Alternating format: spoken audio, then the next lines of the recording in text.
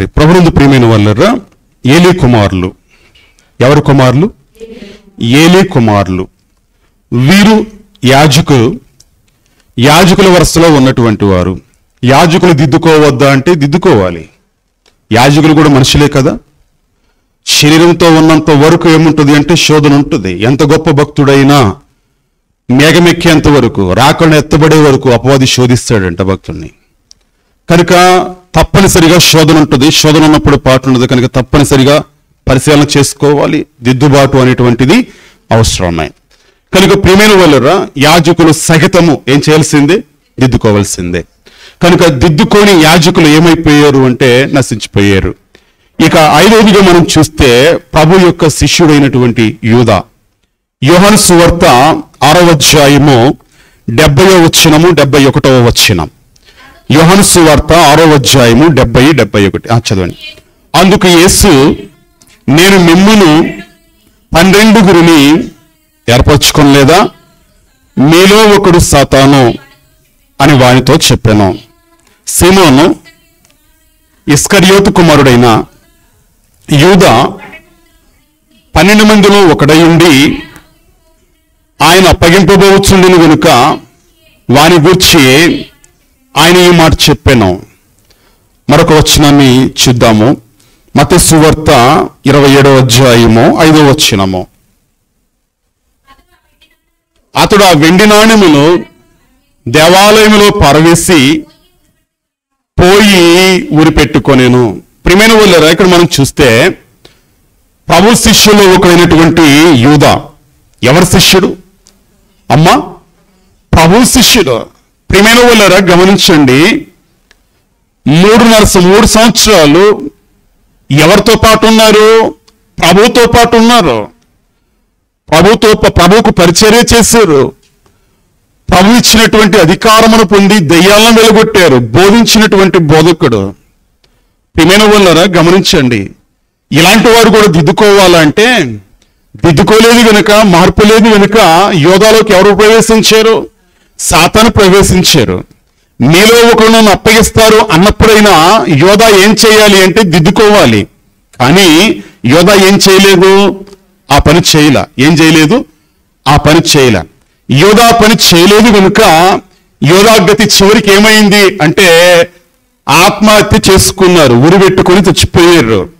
అపోస్తల కార్యములు 1వ అధ్యాయము 17, 18 వచనాలను మనం చూస్తే, అతడు మనలో ఒకనిగా ఎంచబడిన గాని ఈ పరిచర్యలో పాలు పొందెను. ఈ యూదా ద్రోహము వలన సంపాదించిన రోకలనిచ్చి ఒక పొలము కొనును. ఆ తలకిందుగా పడి నడిమికి బద్దలైనందున అతని పేగులన్నీ బయటికి వచ్చినమ్మా. చూడండి ఎలాంటి చావు చనిపోయారు. ఇంతకీ ఎవరో? ప్రభువుతో కూడా ఉన్నవారు, ప్రభు యొక్క శిష్యులు. ప్రభువుతో కూడా ఉన్నవారు, ప్రభు యొక్క శిష్యులు. ప్రియమైన వాళ్ళారా, గమనించండి. ఈ సమయంలో మీకు ఒక మాటను మీకు జ్ఞాపకం చేయడానికి ఇష్టపడుతున్నాను.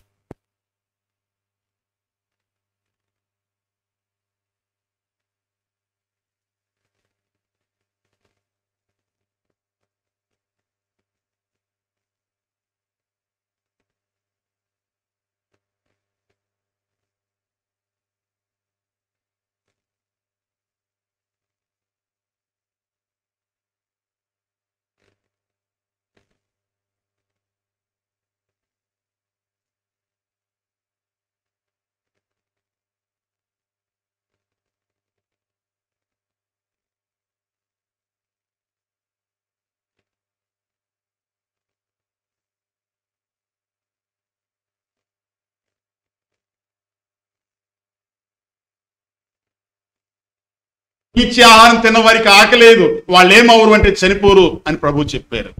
ఈ సందర్భంలో మాట జ్ఞాపకం చేస్తా. ఐగరుతో పాటు ఉన్నారు అంటూ చాలా మంది విషయంలో ఇలానే వెనకేసుకొని వస్తారు. ఐగరుతో ఉన్నవారు 11 మంది ఎట్లా ఉన్నారు? యోధా. ప్రభుతో ఉన్నవారు 11 మంది ఎట్లా ఉన్నారు? యోధా ఒకడు ఎట్లా ఉన్నారు? ఐగరుతో ఉన్నమాట వాస్తవమే. కానీ ఐగర్ దగ్గర ఎలా ఉన్నారు? యోధా ప్రభుతో పాటు ఉన్నమాట వాస్తవమే. కానీ ప్రభు దగ్గర యోధా ఎలా ఉన్నారు? అమ్మ అర్థమవుతుందా? యోధా ప్రభు శిష్యుడు కాదా? చెప్పండి, ప్రభు శిష్యుడు కాదా? ప్రభు శిష్యుడే. అయ్యగారి దగ్గర ఉన్న వారందరూ అయ్యగారి శిష్యులే. కానీ అయ్యగారి శిష్యులందరూ ఎలా ఉన్నారు? 11 మంది శిష్యుల వలె ఉన్నారా? యోధా వలె ఉన్నారా? పరిశీలన అవసరం కదా అమ్మా.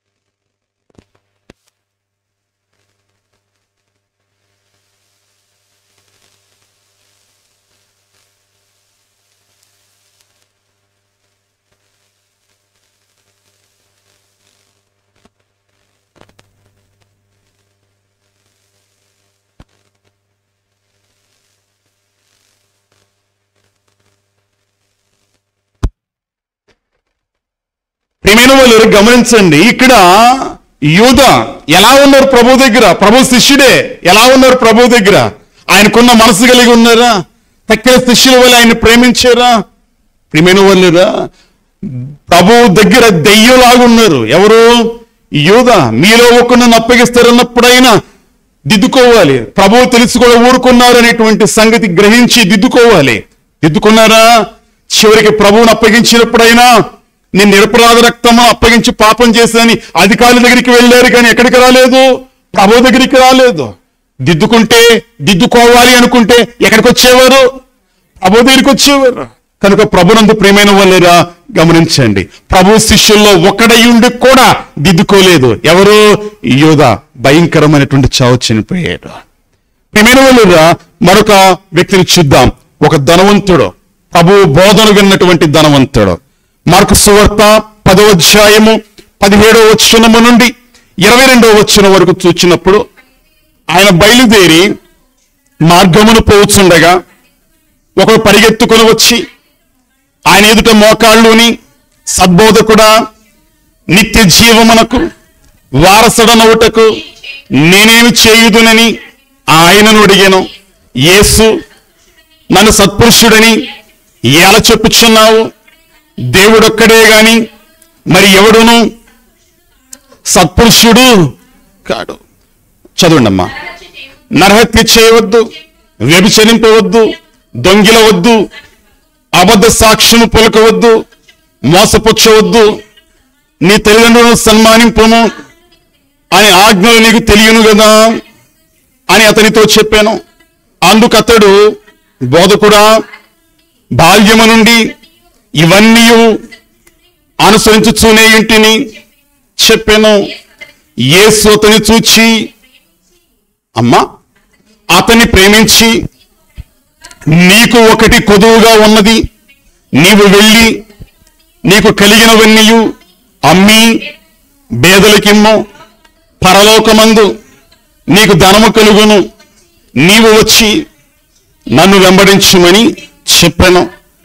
అతడు మిగులు ఆస్తి గలవాడు గనుక ఆ మాటకు ముఖము చిన్నబుచ్చుకొని దొక్కపడుచు వెళ్ళిపోయా. ప్రియమైన వాళ్ళురా, ఒక ధనవంతునితో చెప్పారు దేవుడు, ప్రభు అతన్ని ప్రేమించి చెప్పారు. ద్వేషంతో చెప్పారా? ప్రేమించి చెప్పారా? కోపంతో చెప్పారా? ప్రేమించి చెప్పారా?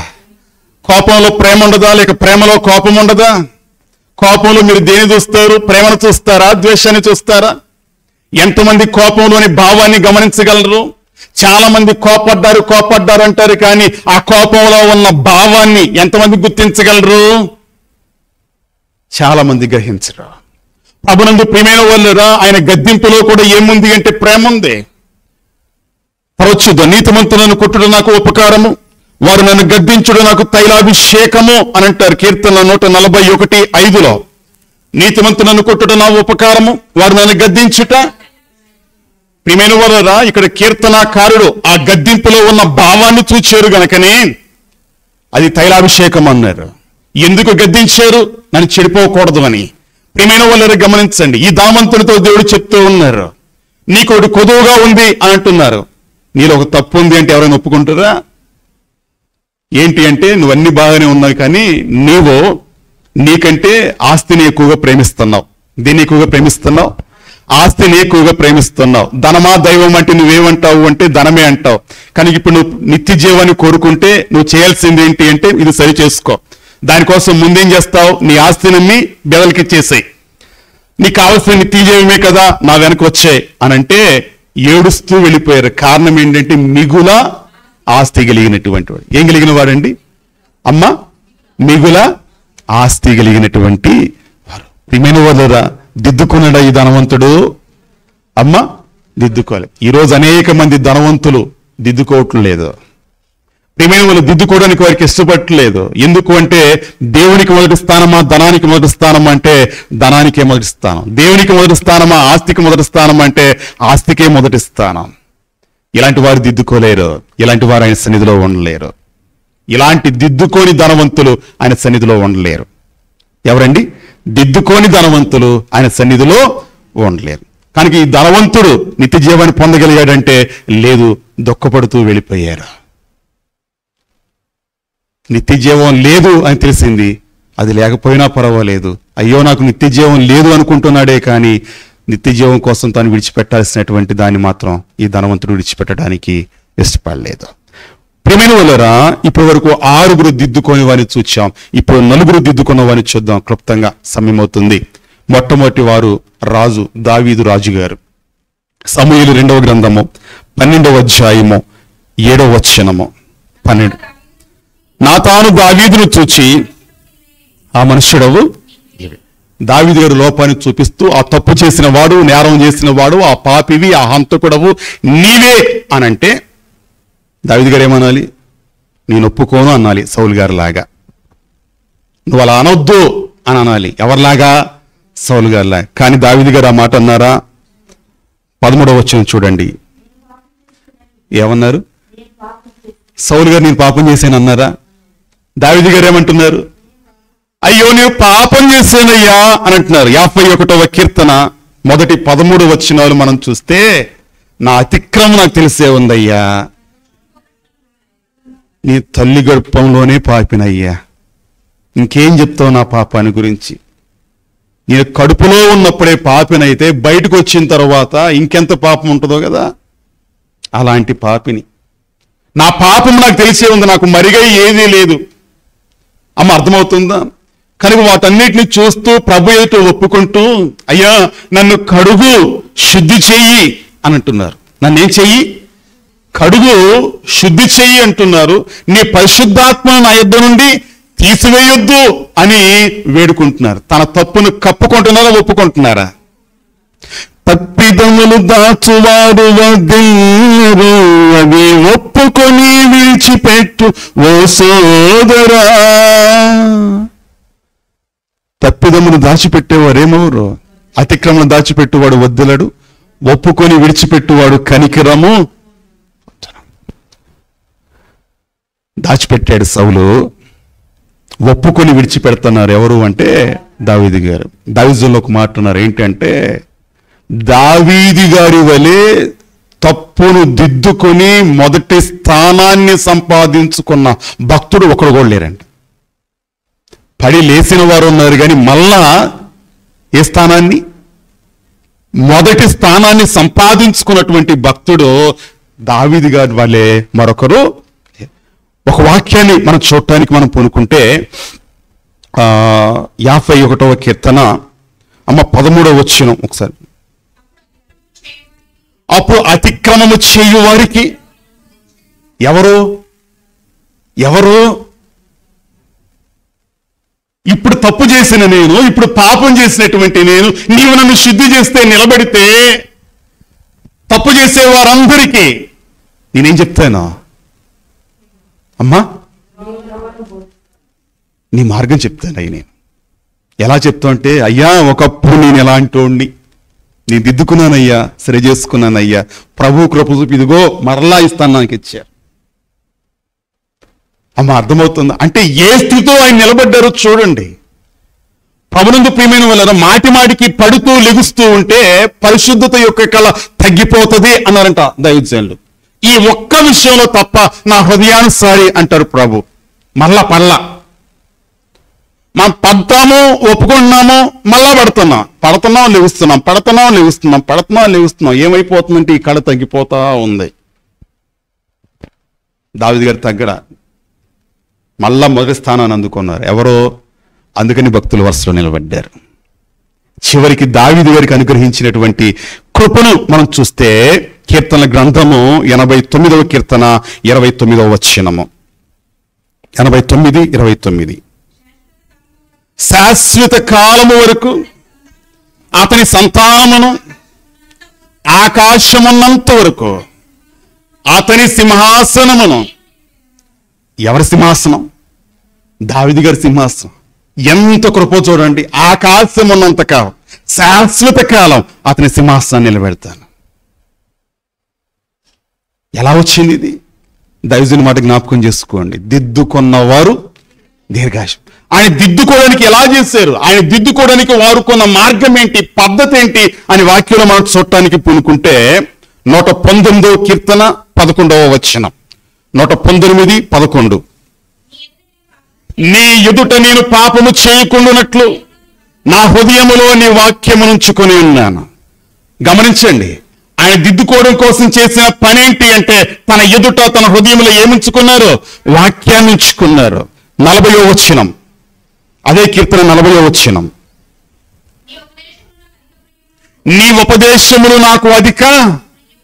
అమ్మా గమనించండి, నీ ఉపదేశము నాకు, నువ్వు పాపివి అన్న మాట కూడా నాకు ఇష్టమే.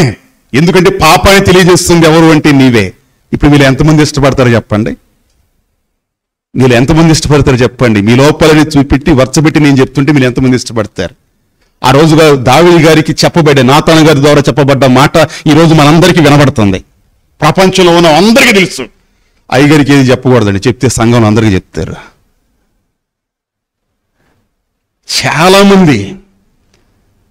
చాలా మంది ఈ స్థితిలో ఉన్నటువంటి వారు. దావీదు గారితో నాతాను గారు చెప్పబడ్డటువంటి మాట బూదిగంతముల వరకు, లోకాంత వరకు అందరికీ తెలుసుద్ది. అప్పటి వరకు ఏముంది? ఇది లేదు, కొట్టివేయబడదా? అమ్మ అర్థమవుతుందా? ఇలాంటి మాట ఇష్టమంటున్నారా కష్టమంటున్నారు? దావీదు గారు నాకు చాలా ప్రియమయ్యా, చాలా ఇష్టం అయ్యా. మరి మనకేమి ఇష్టం? అబ్బా నువ్వంత గొప్పవాడు, నీకులాగా ఎవరు చేయలేదు, నీకులాగా ఎవరు ఇవ్వలేదు. ఈ మాట మనకు కావాలి. అమ్మ అర్థం. మనకు పొగడ్త కావాలా, విమర్శ కావాలా? దేని కోరుకుంటారు? మనుషులు మిమ్మల్ని కొనియాడునప్పుడు మీకు శ్రమ అంటాడు ప్రభు. అమ్మ అర్థమవుతుందా? దేని కోరుకుంటారు మీరు? గద్దింపును కోరుకుంటారా, కొనియాడటాన్ని కోరుకుంటారా? ప్రభునందు ప్రియమైన వాళ్ళు గమనించండి. మేలుకోరి స్నేహితుడు గాయములు చేయును, పగవాడు లెక్కలేని ముద్దు. స్నేహితుని యొక్క గాయాలు కోరుకుంటారా, పగవాని యొక్క ముద్దులు కోరుకుంటారా? నీకున్న అనుభవం ఏంటి? దిద్దుబాటును కోరుకుంటే స్నేహితుని యొక్క గాయాలని కోరుకుంటారు, దాన్ని ఇష్టపడతారు.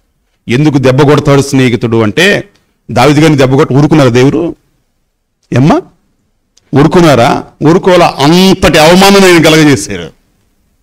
నువ్వెవ్వరికి తెలియకుండా చేసావు నీ పాపము, నువ్వు చేసిన చెడు, కానీ నీకు జరిగింది అందరికీ తెలుస్తుంది. అలా చేస్తాను చూసుకో అన్నాడు.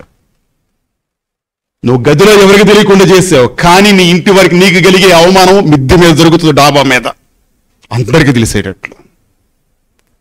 అంత భయంకరమైన శిక్ష విధించారు. దేవుడు న్యాయస్థుడు.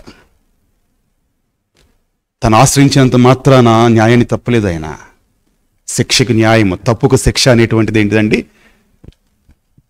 శిక్షించి దగ్గర తీసుకున్నారు. శిక్షించడంలో ప్రేమ, న్యాయము, దగ్గర తీసుకోవటంలో ఏంటి? ప్రేమ. ఇవి రెండు ఆయన చూపిస్తారు. న్యాయం న్యాయమే, ప్రేమ ప్రేమే. న్యాయం న్యాయమే. న్యాయాన్ని బట్టి అంత చేసిన దావీదుని శిక్షించారు, ప్రేమను బట్టి మళ్ళా తన ఒప్పుకోలను అంగీకరించి క్షమించి వస్తానని ఇచ్చారు. ఇక రెండో వ్యక్తిని మనం చూస్తే విశ్వాసులకు తండ్రి అయిన అబ్రహాము గారు. ఆదికాండము 17:1 నా సన్నిధిలో నడుచుచు నిందారహితుడు అయి ఉండుము అని అంటారు. సరి చేసుకోయ్యా, నువ్వు నా మాట విని వచ్చానంటున్నావు, కానీ నువ్వు ఎవరి మాట విన్నావు? నీ భార్య మాట విన్నావు. ఎవరి మాట విన్నావు? నిందకు చోటు ఇవ్వద్దు, సరి చేసుకో అని అన్నారు. అది మొదలుకొని అబ్రహాం గారు ఎవరి మాట వినటానికి పూనుకున్నారు అంటే దేవుని మాట వినటానికి పూనుకున్నారు. హెబ్రీ పత్రిక 11వ అధ్యాయం 17 నుంచి 19 వరకు మనం చూస్తే 11వ అధ్యాయం, అబ్రహాము శోధింపబడి విశ్వాసమును బట్టి ఇస్సాకును బలిగా ఎవరి మాట విన్నారు? దేవుని మాట విన్నారు. ఎవరి మాట విన్నారు? దిద్దుకోమన్నప్పుడు దిద్దుకున్నారు. నీ భార్య మాట కాదు నా మాట విన్ను అన్నప్పుడు భార్య మాట విన్నటువంటి అబ్రహాం గారు ఎవరి మాట వెంట మొదలు పెట్టారు? భార్య మాటనైతే కొడుకుని దాచిపెట్టాలి, కానీ దేవుని మాట అంటే బలి అర్పించడానికి వెళ్ళాలి. భార్యకి చెప్పకుండా కొడుకుని అర్పించడానికి బయలుదేరారు అబ్రహాం గారు. కానీ అబ్రహాం గారికి ఒక విశ్వాసం ఉంది, తాను చావటానికి రెడీగా ఉన్నారు. అది తన వయసు. ఇలాంటి శరీరం నుంచి ఒక కొడుకునిచ్చినటువంటి వాడు ఖాళీ బూడిదైపోయిన ఆ బూడిదల నుంచి కూడా నాకు ఏమి ఇవ్వగలరో కొడుకుని లేపి ఇవ్వగలరు దేవుడు. అంతర్ సమర్థుడు దేవుడు. అది నమ్మి వెళ్ళారు. ఎలా అయితే నేను చంపితే మట్టికి మళ్ళా నా కొడుకుని బ్రతికించి నాకు ఇస్తాడు. ఏంటిదండి? బ్రతికించి నాకు ఇస్తాడు. ఎంతటి సమర్థుడు అంటే బలర్పించినప్పుడు బూడిదైపోతుంది కదా, ఈ బూడిద రేణువులు ఎన్నున్నాయో అంతమంది సంతాన్ని ఆ బూడిద నుంచి తీసి దేవుడు నాకు ఇవ్వగలడు. అంత సమర్థుడు దేవుడు, అంత శక్తి కలిగిన వారు దేవుడు. అంతగా దేవుడు అంత విశ్వాసంగా మారారు, దిద్దుకున్నారు. ఎవరో? అబ్రహాం గారు. దాని ఫలితం ఏంటి అని అంటే 9వ వచనం చూడండి, 16వ వచనం, 11-16. అయితే వారు మరి శ్రేష్టమైన దేశమును అనగా పరలోక సంబంధమైన దేశమును కోరుచున్నారు. అందుచేత తాను వారి దేవుడునని అనిపించుకొనుటకు దేవుడు వారిని గురించి సిగ్గుపడాడు. ప్రియమైన వాళ్ళారా, నేను ఎవరి దేవుడిని పరిచయం చేసుకున్నారు? నేను అబ్రహాము దేవుడను. ఆయన మొట్టమొదటి చెప్పే పేరు ఎవరి పేరు? అబ్రహాం గారి పేరు. అర్థమవుతుందా? ఎంత ఆధిక్యత చూడండి. ఎలా వచ్చింది ఆధిక్యత? దిద్దుకోవటాన్ని బట్టి. ఎలా వచ్చిందండి? దిద్దుకోవడాన్ని బట్టి. మరొక వ్యక్తి శిష్యుడు, ప్రభు శిష్యుడు పేతురు గారు. మత్తయి సువార్త 26వ అధ్యాయము 75వ వచనము, 26:75. గనుక కోడి కుయ్యక మునుపు నీవు నన్ను ఎరుగవని ముమ్మారు చెప్పెదవని యేసు తనతో అనిన మాట పేతురు జ్ఞాపకము తెచ్చుకొని వెలుపలికి పోయి సంతాపపడి ఏడ్చాను. సంతాపపడి ఏడ్చాను. ప్రియమైన వాళ్ళారా గమనించండి, సంతాపపడి ఏడ్చాను. ఇక్కడ మనం చూస్తే పేతురు గారు పడిన పశ్చాత్తాపం, అబద్ధం ఆడినందుకు. ఏం చేసినందుకండి? ఏం చేసినందుకు? అబద్ధం ఆడినందుకు. అబద్ధము దేవునికి అసహ్యం. కళ్ళలాడు పెదవులు ఆయనకి ఏంటిది అంటే అసహ్యం. ప్రియమైన వాళ్ళారా, అబద్ధమును ప్రేమించి జరిగించు వారందరూ కూడా అగ్ని గంధకములతో మండుచున్న నరకములో వేయబడుదురు. ప్రకటన గ్రంథం తెలియచేస్తున్నటువంటి మాట. కనుక సత్యమునికి విరోధంగా అబద్ధం ఆడవద్దు, బైబిల్ గ్రంథం తెలియచేస్తున్నటువంటి మాట. ఈరోజు అనేక మందిలో ఏలుబడి చేస్తున్నది ఏంటిది అంటే అబద్ధం. మన ఒక పెద్ద ఆయనతో మాట్లాడుతూ నీకు అబద్ధం చెప్పానండి, నాకెంత అసహ్యమో ఎంత కోపమో ప్రభువును బట్టి. పిల్లలు కూడా అబద్ధం ఆడితే బాబుని అంతగా కోపగించుకుంటాను, అంతగా కొట్టుతాను కూడా. ఎందుకు అంటే అది మన అంతస్తుని పోగొడుతుంది, దెయ్యం పిల్లలను చేస్తుంది మనల్ని. ఎందుకు అంటే నేనే సత్యము అన్నారు యేసయ్య. ఏమన్నారు? నేనే సత్యము అన్నారు. సరదాకు కూడా ఏం చేయకూడదు అంటే అబద్ధం ఆడకూడదు. ఆ సరదా అబద్ధాలు ఎవరి నైజము అంటే అపవాది యొక్క నైజం. మొట్టమొదటి అబద్ధం చెప్పింది వాడే, తింటే చావనే చావరో దేవతలాగా ఉంటారు అనేటువంటిది. ఇది ఎవరిలో నుంచి వస్తాయి అంటే వారిలో నుంచే వస్తాయి. అర్థమవుతుందా? కనుక ప్రభునందు ప్రియమైన వాళ్ళరా మళ్ళా చెప్తున్నాను, ఎవరు అబద్ధికులో వారితో స్నేహం చేయవద్దు, దానిలో పాలివారు కావద్దు. కనుక ప్రభునందు ప్రియమైన వాళ్ళరా గమనించండి, ఈ అబద్ధాన్ని బట్టి పేతురు గారు దుఃఖించారు. ఈ అబద్ధాన్ని బట్టి ఆయన ఎరుగను అనే స్థితిలోనికి వెళ్ళారు. అంటే ఈ అబద్ధం ఏం చేస్తుంది అంటే ఆయన నీవు ఎరుగవు అనే సంగతిని తెలియచేస్తుంది. ఎవరు అబద్ధం ఆడతారో సందర్భం ఏదైనా కావచ్చు, వారు చెప్పకుండానే చెప్పేటువంటి మాట ఏంటి అంటే దేవుడు నాకు తెలియదు, ఆయన నేను ఎరగను. ఆయన నువ్వు ఎరగకపోతే నీకు రక్షణే లేదు. ఏమి లేదు అమ్మా, రక్షణే లేదు. నీ సేవారంలో చెలపలు వెళ్ళినప్పుడు అక్కడ ఒక ఆయన చాలా సహకరించారు, కానీ బాప్తీసం తీసుకోలేదు. ఏంటయ్యా అంటే నాకు ఒక సైకిల్ షాప్ ఉందండి, వ్యాపారం కదా, అబద్ధం ఆడాలి కదా, అందుకే నేను బాప్తీసం తీసుకోలేదు. అబద్ధం ఆడకూడదని వాక్యం చెప్తుంది, కానీ వ్యాపారంలో లాభాల కోసం ఏం చేస్తున్నారు? కనుక ప్రియమైన వాళ్ళు వ్యాపారంలో సంపాదించాలి అంటే అబద్ధం ఆడితేనే. వ్యాపారాన్ని బట్టి బ్రతకగలరేమో కానీ అబద్ధం ఆడకుండా ఏం చేయలేరు అంటే సంపాదించలేరు. సంపాదించాలి అనుకుంటే అమ్మా అబద్ధమా, నేను బ్రతకాలి కదా అంటారు. ఎలాంటి బ్రతుకు బ్రతకాలి? అబద్ధపు బ్రతుకు బ్రతకాలా? ప్రభునందు ప్రియమైన వాళ్ళారా, ఇప్పుడు అబద్ధం ఆడితే నిజం చెప్తే చచ్చిపోతాను అనుకుని అబద్ధం ఆడారు. ఎవరో పేతురు గారు. ఆయన ఎవరో నాకు తెలియదు అయ్యా, నాకు తెలుసు అంటే ప్రభునిలాగా తను కూడా పట్టుకొని చంపేస్తామా, ఇది పేతురు గారి భయం. అమ్మ అర్థమవుతుందా? ప్రభునందు ప్రియమైన వాళ్ళరా, అబద్ధికునిగా బ్రతకటానికి ఇష్టపడతావా, సత్యవంతునిగా చావటానికి ఇష్టపడతావా? ఒక సందర్భంలో ప్రభు నాతో అన్నటువంటి ఒక మాట, సందర్భం అయితే మీకు చెప్పట్లేదు కానీ ప్రభు అన్న మాట మీకు చెప్తున్నాను. సత్యము పక్షంగా నిలవబడు. దేని పక్షంగా? సత్యము పక్షంగా నిలవబడు ప్రభు అన్నటువంటి మాట. అది ప్రభు పక్షంగా నిలబడటం. నేనే మార్గము సత్యము జీవమై ఉన్నాను, యోహాను 14:6 ప్రభు అన్నటువంటి మాట. కనుక సత్యపక్షముగా నిలబడ్డవారు ప్రభు పక్షంగా నిలబడ్డవారే. కనుక ఎప్పుడైతే నువ్వు అబద్ధం ఆడావో ఆయనకు దూరం అయిపోయావని గమనించండి. ఆ మాటతోనే, ఆ అబద్ధముతోనే ఆయన ఎవరో నాకు తెలియదు అని నువ్వు అంటున్నావు అనే సంగతి గమనించండి. ఆయన నీకు తెలియకపోతే నీకు రక్షణ లేదు. వీరు రక్షణ లేని వారే. కనుక జాగ్రత్త. అబద్ధముతో జాగ్రత్త, అబద్ధ మాటతో జాగ్రత్త, అబద్ధ స్నేహితులతో జాగ్రత్త, అబద్ధపు బ్రతుకుతో జాగ్రత్త. ఇప్పుడు దిద్దుకున్నటువంటి పేతురు గారు తన మనస్థితిని కాపాడుకున్నారు. ఏమిచ్చారు పేతురు గారికి? పరలోకపు తాళపు చెవులు. ఎవరికి ఇచ్చారు? అమ్మ పేతురు గారికి ఇచ్చారు. ఏ తాళపు చెవులు?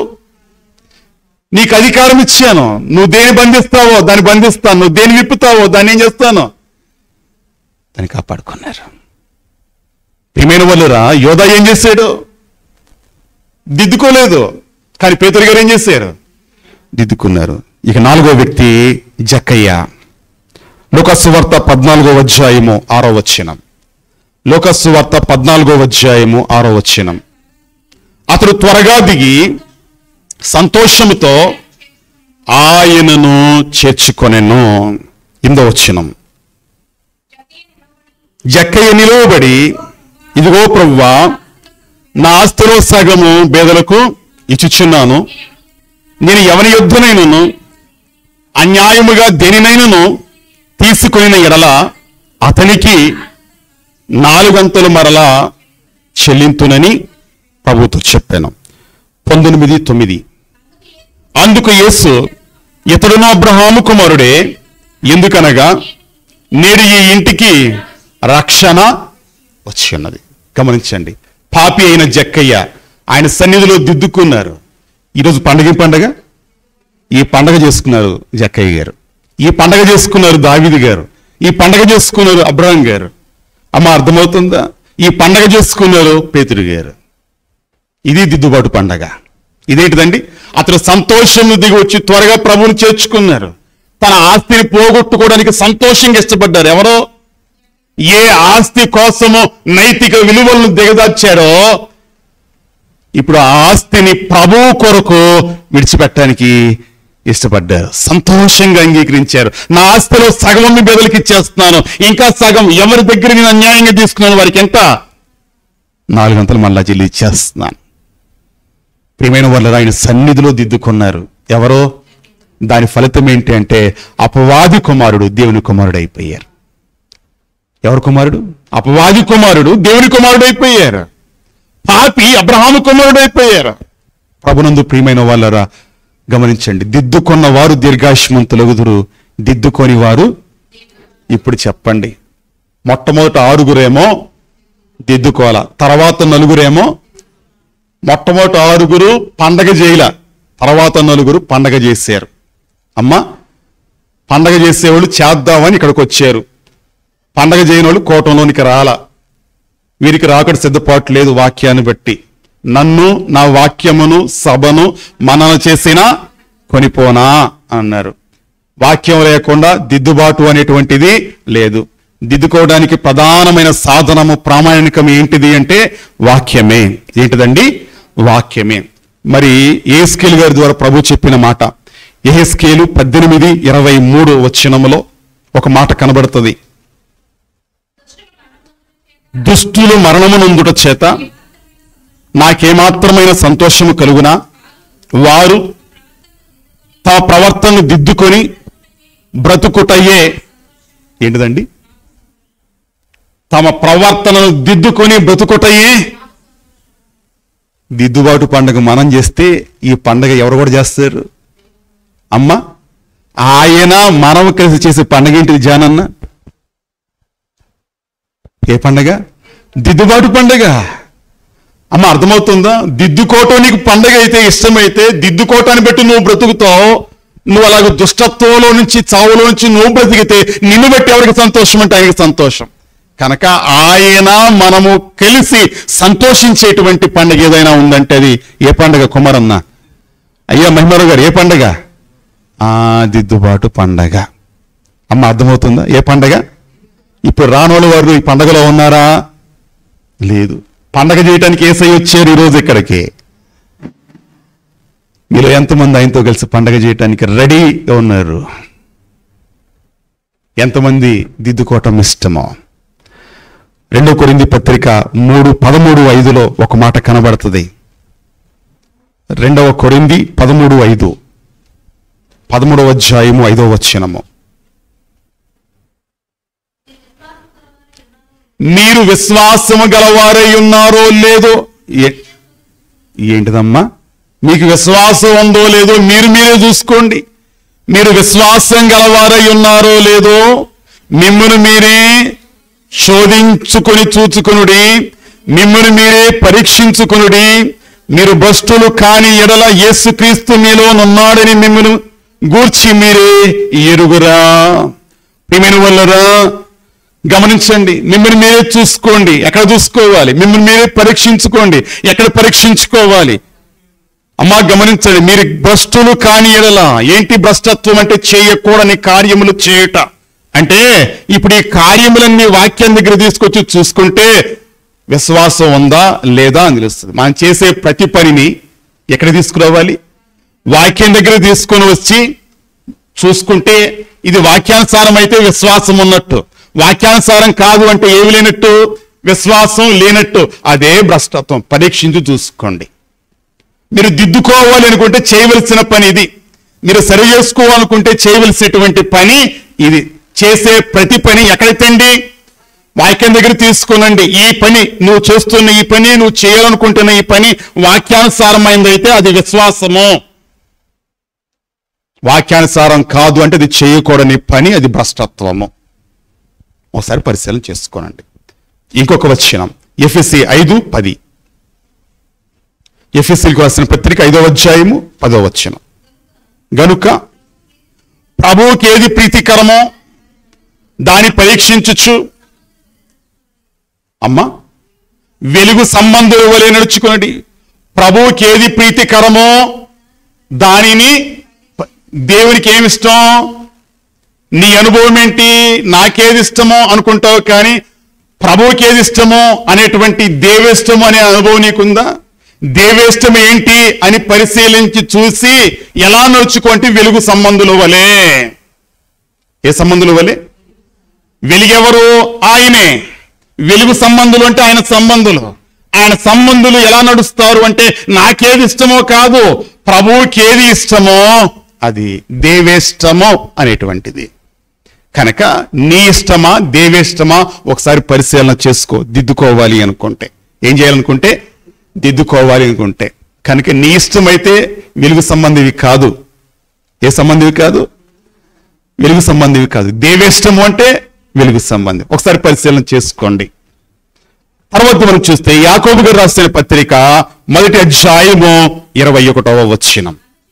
అందుచేత సమస్త కల్మషమును, విర్రవీగుచున్న దుష్టత్వమును మాని లోపల నాటబడి మీ ఆత్మను రక్షించుటకు శక్తిగల వాక్యమును సాత్వికముతో నాటబడి, ఎక్కడండి? లోపల ఆత్మను రక్షించుటకు శక్తి కలిగినటువంటి వాక్యం. అంటే నీవు దిద్దుకోవాలి అనుకుంటే వాక్యం ఎక్కడ నాటబడాలి? అంతరంగంలో నాటబడి. నువ్వు దిద్దుకోవాలి అంటే దిద్దుకునేది వాక్యం. ఎలా దిద్దుకోవాలంటే వాక్యాన్ని ఇప్పుడు ఎక్కడ నాటుకోవాలి? నాటబడింది పోతుందా అంటే పోదు. పడింది పోతుంది కానీ నాటబడింది భూమి పైన పడిన విత్తనం పెట్టలు తినేసినాయి కానీ లోపల ఉన్న విత్తనం పెట్టలు తినలా. అర్థమవుతుందమ్మా? కనుక లోపల నాటబడిన వాక్యం పోదు. కనుక దిద్దుకోవాలంటే వాక్యాన్ని ఏం చేసుకోవాలంటే లోపల నాటుకోవాలి. కనుక ప్రియమైన వాళ్ళరా గమనించండి, ఎప్పుడు నిజమైన బైబిల్ పండగ అంటే నిజంగా దిద్దుకున్నప్పుడే, దిద్దుకోవటం కోసమైన వాక్యం విన్నప్పుడే అది బైబిల్ పండగ అవుతుంది. అమ్మ అర్థమవుతుందా? బైబిల్ మిషన్ మూలవాక్యం ఆయన మీతో చెప్పున్నది చేయడి. ఆయన చిత్తాన్ని సంపూర్ణంగా ఇష్టపూర్వకంగా ఎవరు చేయటానికి ఇష్టపడతారో అది బైబిల్ పండగే. వాక్య ప్రకారం నడవటానికి ఎప్పుడు మనం పూనుకుంటామో అది బైబిల్ పండగే. అది దిద్దుబాటు పండగే. అదే పండగ? దిద్దుబాటు పండగ. ఈ పండగ ఈ ఒక్కరోజుదేనా? కాదు. విశ్వాసి బ్రతుకు కాలమంతా రాకడ విశ్వాసిది. బైబిల్ పండగే, దిద్దుబాటు పండగే. దివారాత్రులు దాన్ని ధ్యానించేవారు ధాన్యులు. అది బైబిల్ పండగ. నిత్యము దిద్దుకొనుట ఇది దిద్దుబాటు పండగ. దిద్దుబాటు లేకుండా సిద్ధపాటు అనేటువంటిది లేదు. కనుక ప్రభునందు ప్రియమైన వాళ్ళరా దిద్దుబాటును ప్రేమించాలి, కానీ ఏం చేయకూడదు? అసహించుకోకూడదు. ఏం చేయకూడదండి? ఈరోజు నీ అనుభవం ఏంటి? ఒకసారి పరిశీలన చేసుకో. రానివారు తృణీకరించారు, అసహించుకున్నారు. మరి వచ్చిన నీ అనుభవం ఏంటి? ఒకసారి పరిశీలన చేసి చూసుకోనండి. పిలువబడిన వారు అనేకులు, ఏర్పరచబడిన వారు కొద్దిమందే. ప్రభునందు ప్రియమైన వాళ్ళరా ఒకసారి పరిశీలన చేసుకోనండి. మానవాత్మ నిండుగా చేయకున్నా మన ప్రతి కార్యము ఆత్మ నిండుగా చేయకపోతే అది నామకార్థం, అది దండగ. కనుక పండగ అనటం కాదు, ఆ అనుభవాన్ని మనం స్వతంత్రించుకోవలసిన వారమై ఉన్నాం. అట్టి అనుభవం మీకెల్లరకు దేవదేవుడు అనుగ్రహించును గాక. ఆమేన్. ప్రభావితమైన వాక్యాన్ని దీవించి మా అందరి హృదయంలో మీ కొరకు ముద్రించి భద్రము చేయమని ఫలింపు కర్త అయిన యేసు నామమున వేడుకొంచున్నాం తండ్రి. ఆమేన్.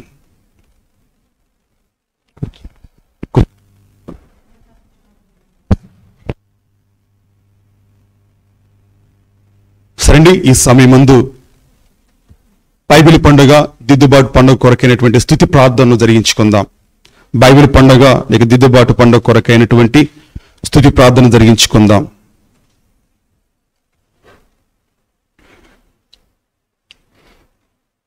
అందరూ ఏకీవించండి. దేవా, నీ వాక్యము లోకము యొక్క నేత్రములకు కనబడేటట్లు దానిని వ్రాతలో పెట్టించినావు. కాబట్టి నీకు స్తోత్రములు. ఓ తండ్రి, లోకమునకు నీ స్వరము వినబడదు గనుక నీ వాక్యము కనబడేటట్లు అచ్చు వేయించినావు గనుక నీకు వందనములు. నేటికి నీ గ్రంథము 2000 భాషలలోనికి వచ్చివేసినందువల్ల ఇప్పుడది లోకము యొక్క హస్తభూషణము అయినది. అందుచేత నీకనేక వందనములు. నీ వాక్య గ్రంథము అందరూ చదివినా చదవకపోయినా, చూచి పక్కనబడి వెళ్ళిపోయినా సాక్షార్థముగా లోకము ఎదుట ఉన్నది గనుక నీకు వందనము.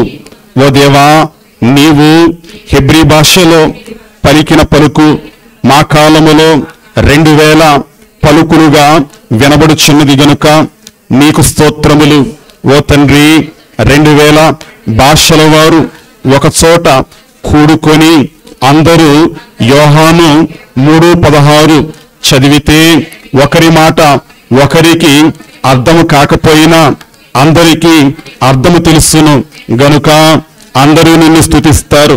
ఇన్ని భాషలలో నీకు స్తుతి వస్తుంది కాబట్టి నీకు వందనములు. లోదర్ బయటకు తీసిన ఒక బైబిలును అన్ని భాషలలోనికి మార్చేటందుకు బైబిల్ సొసైటీ వారిని లేపినందుకై నీకు వందనములు. ఓ తండ్రి, అక్షరాలు లేని భాషలో కూడా నీ గ్రంథములోని సంగతులు నీ సేవకులు బోధిస్తున్నారు గనుక నీకనేక వందనములు. ఓ ప్రభువా, అనేక మంది భక్తులు లేపి నీ గ్రంథము యొక్క అర్థాలను వ్రాయించినావు కాబట్టి నీకనేక వందనములు. ఆ అర్థాలు గల వ్యాఖ్యానములు చదివి నీ సేవకులు సంఘాలకు బోధిస్తున్నారు గనుక నీకు వందనములు. ఓ తండ్రి, నీ గ్రంథము అచ్చువేయించుటకు చాలా ధనము అవసరము. బైబిల్ సొసైటీ వారు నీ గ్రంథమునకు సరి అయిన ఖరీదు ఏర్పరిచితే అందరూ కొనలేరు. అందరి యొక్క అందుబాటులో ఉండేటట్లు తక్కువ ఖరీదు పెట్టించినావు గనుక నీ కనికరము నిమిత్తమై అనేక వందనములు. ఓ దయగల తండ్రి, ఇన్ని ఏళ్ల నుండి నీ పుస్తకము అచ్చువేయుటకు బైబిల్ సొసైటీ వారికి సామర్థ్యము దయచేసినందుకు వందనములు. ఇంకా శక్తి ఇస్తావని నమ్ముచు ఆనందిస్తున్నాను. ఓ దేవా, నీ వాక్య గ్రంథము లోకములోని గొప్ప గొప్ప పుస్తకశాలలో ఒక ముఖ్యమైన పుస్తకమైనది. అందుచేత నీకు వందనములు. ఓ దయగల తండ్రి, నీ గ్రంథమును అనేక మంది తప్పులు పట్టవలయునని ఖండించవలెనని చదివినారు. అట్టివారు చదివి మారు మనసు పొందినారు. కాబట్టి నీకనేక నుతులు. కొందరు బైబిల్లో పండితులు కావలెనని కోరి నలగ చదివినారు. అట్లు చేయుట వల్ల వారిని నలగగొట్టింది బైబిలు గనుక వందనములు. ఓ దేవా, నీ వాక్యము పురుషులు వెళ్ళలేని ఘోషాగృహంలోని కూడా పంపినావు గనుక నీకనేక నమస్కారములు. ఆమేన్. దైవ ప్రార్థన ముగింపు ప్రార్థన జరిగించుకుందాం. మహోన్నతుడైన తండ్రి, వందనములు. మీరు ఎవరైనా వ్యాధిగ్రస్తులు ఉంటే, రోగి అయి ఉంటే మనకి నూనె రాసి ప్రార్థన చేయని తెలియచేశారు. ఒకవేళ అతడు పాపి అయితే పాపక్షమాపణ పొందను అని మీరు తెలియచేశారు. విశ్వాస సహితమైన ప్రార్థన రోగిని స్వస్థపరచడమని తెలియచేశారు. దేవా, నీటిని ఔషధముగా నయమాన విషయంలో మీరే వాడారు. నేటి కాలమున వాక్యమును ఆధారము చేసుకుని ప్రార్థిస్తూ ఉండగా నూనె రాసి ప్రార్థన చేస్తుండగా తైలమును ఔషధముగా మార్చివేయమని వేడుకొని ప్రార్థిస్తూ ఉన్నాను ప్రభువా. దేవా, అలాగూనే నా సన్నిధిని వారు ఒట్టి చెదలతో కనపడకూడదు. యెహోవాను ఆశ్రయించిన దీవెన చొప్పున వారు తమ శక్తి కొలది ఇయ్యవలెను అని వాక్యంలో మీరు తెలియచేశారు. దేవా, బిడ్డలైన వారు తెచ్చిన కృతజ్ఞత అర్పణలు వారు అర్పింపనైన అర్పణలు బిడ్డ పక్షముగా పరలోకపు ఖాతాలో జమ చేసుకొని రావాల్సిన దీవిని కలగచేసి ఈ అర్పణని సేవలో వాడుకొనమని అర్పణ అయిన యేసు నామమున వేడుకొని ప్రార్థన చేయుచున్నాము మా పరమ తండ్రి. ఆమేన్. పరలోకమందున్న మా తండ్రి, నీ నామం పరిశుద్ధపరచబడును గాక, నీ రాజ్యం వచ్చును గాక, నీ చిత్తం పరలోకమందు నెరవేరుచున్నట్లు భూమి యందు నెరవేరును గాక. మా దిన ఆహారము నేడు మాకు దయచేయి. మా రుణస్థులు మేము క్షమించిన లాగున మరణము క్షమించము. మేము శోధంలోనికి తేకాకేయుని తప్పించము. రాజ్యము, శక్తి, మహిమ నిరంతరము నీవయ్యున్నావు తండ్రి. ఆమేన్. ప్రవేశ రక్తమునకు జయము, అపవాది క్రియలకు లయము. ప్రవేశ రక్తమునకు జయము, అపవాది క్రియలకు లయం. ప్రవేశ రక్తము సంపూర్ణ విజయం, అపవాది క్రియలకు అనంత నాశనం. హల్లెలూయా, హల్లెలూయా, హల్లెలూయా. స్తోత్రం, స్తోత్రం, స్తోత్రం. ఆమేన్, ఆమేన్, ఆమేన్. సృష్టికర్త అయిన తండ్రిని దేవుని ప్రేమ, రక్షణకర్త అయిన యేసుక్రీస్తు ప్రభువారి కృప, ఆదరణకర్త అయి ఆదరించి వారైన పరిశుద్ధాత్మ తండ్రి యొక్క అన్యోన్య సహవాసము, దీవెన, ఆశీర్వాదము, కాపుదల కొడు వచ్చిన ప్రతి ఒక్కరికి నీ తోడై మేఘమెక్కు పర్యంతము క్షమించి నడిపించును గాక. ఆమేన్. మేము చేయలేనివన్నీ నీవే చేసి పెట్టినా, మేము చేయలేనివన్నీ నీవే చేసి పెట్టినావు రక్షకానా. వందనాలు శ్రీ రక్షకానా, వందనాలు.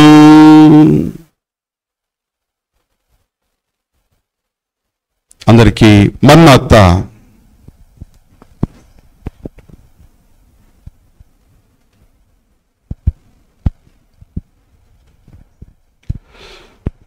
సరేమో సాక్ష్యం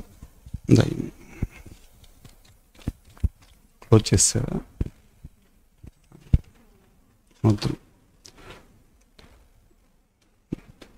చిన్న సాక్ష్యం అండి. మరి త్రియేక దేవునికి మన్నాత, నరికి మన్నాత. మరి పేరు మహిమారావు, ఊరు వేల్పూరు. మరి కాలుకి స్కిన్ ఎలర్జీ లాగా వచ్చింది. 15 సంవత్సరాల నుంచి దాంతో బాధపడుతున్నాను. 2 నెలల క్రితం బాగా ఎక్కువైంది. మరి స్వశాల కూటంలోనికి వచ్చి ప్రార్థన చేసుకున్న తరువాత తగ్గింది. మేలు చేసినటువంటి దేవునికి మహిమ కలుగును గాక. ఆమేన్. మరి బాబుకి ఇంచుమించు 15 సంవత్సరాల నుంచి మరి స్కిన్ ఎలర్జీ ఉందంట కాలికి, దాంతో బాధపడుతున్నారు. మరి 2 నెలల క్రితము అది తీవ్రమైందంట. మరి ఆ సమయంలో శుక్రవారం జరుగుతున్నటువంటి శిలువ ధ్యాన స్వస్తి కూటంలో ఏకీవించి ప్రార్థన చేసుకోగా మరి ప్రభు ఆ బాబును స్వస్థపరిచారు అని తెలియచేస్తున్నారు. మేలు చేసినటువంటి దేవునికే మహిమ కలుగును గాక. ఆమేన్. కూర్చో. ఒకసారి అందరికీ మన్నాత.